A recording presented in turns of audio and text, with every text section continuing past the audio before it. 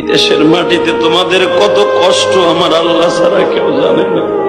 একটা প্রবাসীর কষ্ট যদি তার বিবি জানতো, কোনদিন স্বামীর একটা টাকাও খারাপ রাস্তায় খরচ করতো না। প্রবাসীদের কষ্ট আমার মালিক ছাড়া কেউ জানে না।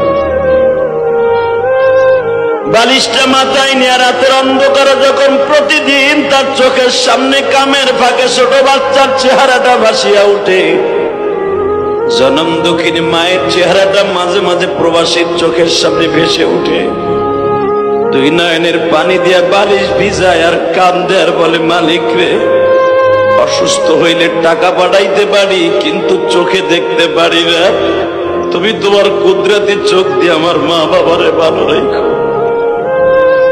প্রবাসীদের বেদনা আল্লাহ ছাড়া কেউ জানে না রে যুবক ভাই। ওই বাবা আমার কাছে টাকা দিয়ে কি বলছে জানো?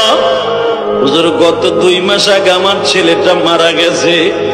এই কথা বইলেই বাবা স্টেজে কাঁদতে কাঁদতে শুয়ে পড়েছে। বাবা, তখন আমার মনে পড়ে গেছে আমার বিশ্ব নবী